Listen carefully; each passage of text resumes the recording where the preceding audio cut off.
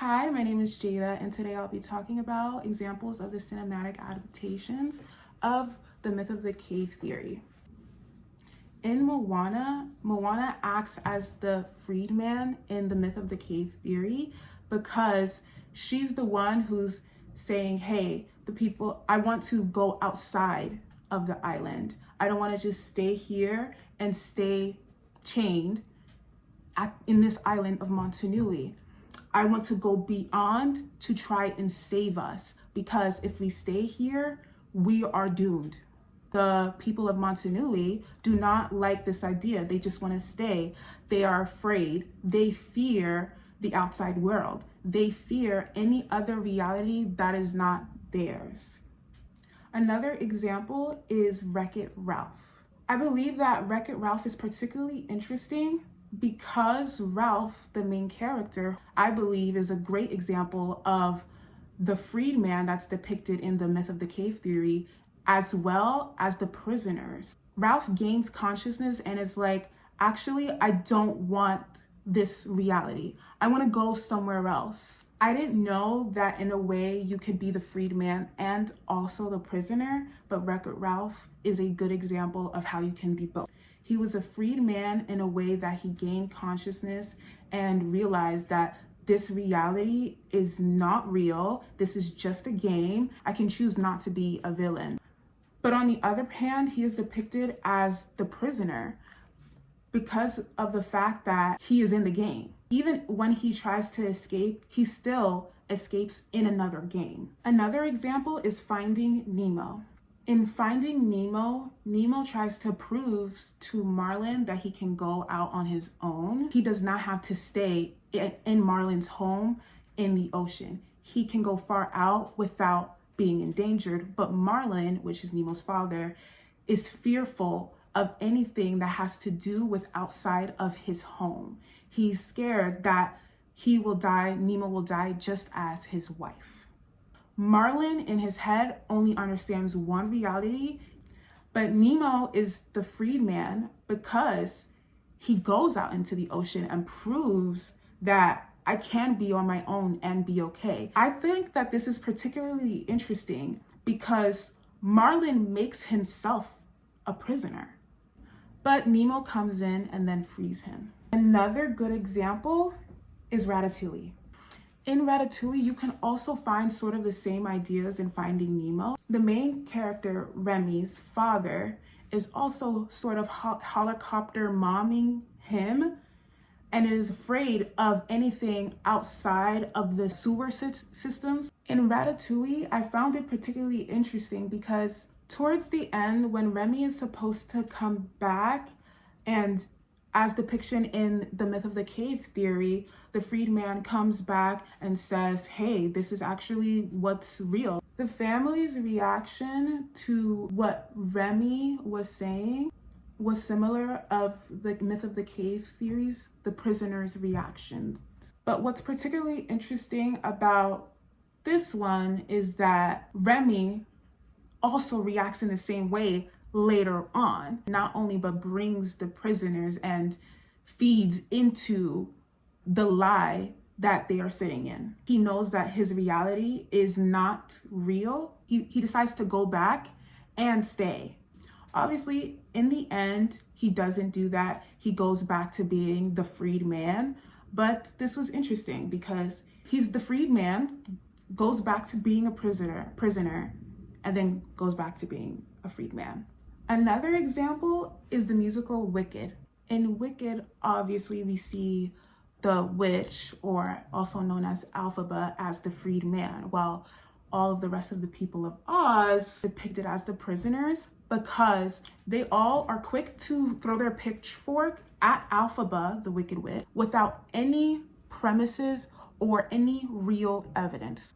I believe what's particularly interesting about the people of Oz, or the prisoners depicted, is that they actually just don't have any grounds, no evidence to pitchfork alphabet. Not all just hearsay, it's not all just a man said. They're just going based off of nothing. They're going based off nothing of substance. Another example that I find to be particularly interesting is the Breakfast Club. What's interesting about the Breakfast Club is that the prisoners that are supposed to be depicted in the Breakfast Club, they are willingly prisoners. The reason that I say that they are willingly prisoners is because not only that they understand that their reality is not true, but that they want to go back to that reality. On that hand, that means that the freedman, who is the bad boy in the Breakfast Club, the freedman in all this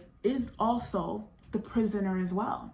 The only reason why he is depicted as the freedman is because he points it all out and lays it out on the table. And he also goes against the norm, which makes him the freedman as well. Another good example is the movie The Help. What I found really, really interesting about the movie The Help in my search of trying to find the allegory of the cave theory inside of it is that what is supposed to be depicted as the freedman is not a man, but is a thing of the book, which is called The Help. In this book, it writes the truth. It tells the truth about slavery. The prisoners depicted in The Help are the white people who are ignorant to the slavery that was still going on. The maids were just shadows of the truth, of what the truth was, which was slavery. Another example is Girls Trip. In Girls Trip, Ryan, the main character who is supposed to be depicted as the freedman, is not the freedman, at least not yet. And this is because, particularly in this one, she is a prisoner, but she's only a prisoner because she forgets herself. And I think that's what's particularly interesting about that one, is that there was a point where she did know. She did know the truth. She did know the reality. She just forgot. And then she came to know again. She comes to know because her friends remind her. Her friends say, hello, wake up. This is not the reality that you actually want. You think you want this, but this is not the real reality. And they play the free man.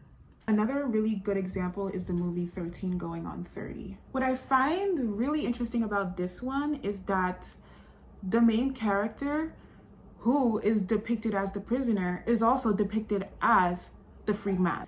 In the name of the movie, it's 13 Going on 30. So there's two sort of separate entities of herself, her 13-year-old self and her 30-year-old self. She's a 13-year-old at first, who becomes a 30-year-old, but still in a 13-year-old's mind. Her 13-year-old self believes in one certain reality when you are 30. And she does not move from this reality until she becomes the freedman, and she escapes into her 30-year-old body. And she realizes that everything she knew was fake. So she becomes her own freed man. When she does come back to her 13-year-old body, that is the depiction there of the freed man coming back into the cave, telling the prisoners, hey, that reality is fake, here's the truth. The main character of 13 Going on 30 does the exact same when she comes back to her 13-year-old self. Another great example is in Kanto. Maribel is depicted as the free man and also the fire because she also holds the truth, as well as she's also the person who leaves and comes back to tell them the truth. Another example is the movie Pitch Perfect. What I found a little bit interesting in Pitch Perfect is that the shadows that are depicted in the allegory of the cave theory is the past in Pitch Perfect. So what they believe to be their reality is the past, but they're not in the present, which is the problem. And that's why the main character, who is Beck, is depicted as the freed man, because she tells them, hey, we're stuck in the past. We need to be innovative and go to the future. So if she goes in with new ideas for different pitches, music, songs in order to progress to the future and not stick to songs, the life of the past. Another good example is the movie Matilda. The freedman in Matilda is obviously Matilda. What I find different and unique about Matilda is that the school children who are depicted as the prisoners is also sort of depicted as the freedman too. On one hand, the school children is enlightened by Matilda. On the other hand, the school children tries to enlighten Matilda of the real world and the reality in this school life. But Matilda says, I don't want that reality for me or for you guys. I'm talking about Matilda the musical, by the way. Matilda is also the freed man because she reminds the school children what they already have inside of them. Their liberation was already in them. Matilda just helped bring it out. Another example is the movie The Adventures of Shark Boy and Lava Girl. As usual, the main character, the little blonde boy, is depicted as the freed man because not only does he free himself, but he holds the power to free everyone around him who is stuck and free the prisoners depicted. But what I found particularly interesting is that this movie is low-key a paradox, or an oxymoron, better yet. Because obviously in the plot of the story, you can see the hero's journey and the allegory of the cave theory be applied. But in its entirety, The Adventures of Shark Boy and Lava Girl is a dream. It's fake. Everything, the whole thing is fake. But in its storytelling, it uses the allegory of the cave theory. But in the end, it just stamps, all right, everything is fake, what I told you. So it does this weird thing to where now the viewer watching is the freed man instead of the blonde boy inside of the movie. Another good example that I came across is Nanny McPhee. In Nanny McPhee is a babysitter who's trying to teach children goodness and not be so vile. The interesting thing about these prisoners, and not the prisoners depicted in the allegory of the cave theory, is that yes, similarly, at first, they are hesitant to the truth. Maybe not hesitant, but completely reject it. And they don't accept it. They don't want the truth or the reality. However, in the end, they accept it. In the end, they do follow along Nanny McPhee, and they do find goodness. They come to understand the truth, even though it hurts. But then eventually they all become free, which is not depicted in the allegory of the cave theory, which I found to be very interesting. Another example is Shrek. It's interesting because Shrek, the main character, is depicted as the prisoner, not because he goes against what is normal, but because he accepts what's normal. He's used to being depicted as the bad guy or the ogre. So he projects that onto other people and assumes other people's reality based on his own, which makes him a prisoner. Princess Fiona in Shrek is the freed man because she leaves this reality.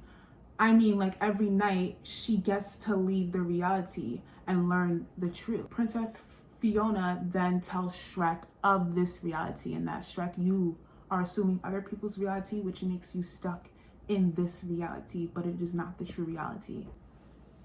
Another good example is the movie The Grinch. In The Grinch, Cindy Lou is depicted as the freedman, and the Grinch is definitely depicted as the prisoner. What I find funny about this film is that the Grinch thinks that he is the freed man. He thinks that he knows all, he's seen the truth, and everyone else is imprisoned, when it's actually the opposite. He thinks that he knows the real reality.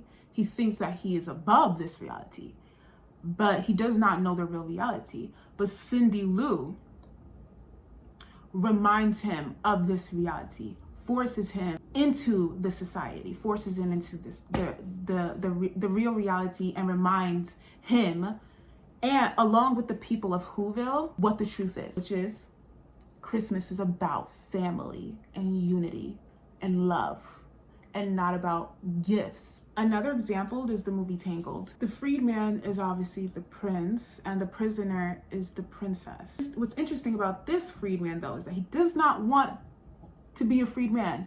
He does not want to come back and save the princess, which is Rapunzel, but the title is thrusted upon him. Another interesting thing is that what's depicted as the shadows is a person, which is the princess's mother, because the princess believes the mother is her reality, but it's not.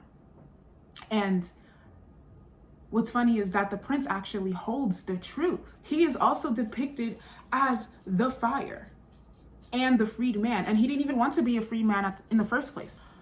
Another good example is the movie Coco. Coco is a good example because the main character, we'll refer to him as Guitar Boy. He is in the real world, but enters the afterlife, which is a completely different dimension. In the afterlife, he then learns the truth, and then he comes back to his real life and reports the truth to his family, which is depicted as the prisoners, and lets them know, hey guys, we don't need to be acting this way towards guitar and towards music, because how we've been acting has been based on a lie. What's really interesting and what I appreciate about Coco is that it still retains some of that spiritual / religious aspect that you can find underlaying in the allegory of the cave theory. Out of all the examples that I've just named, Coco is the example that does the most with that, along with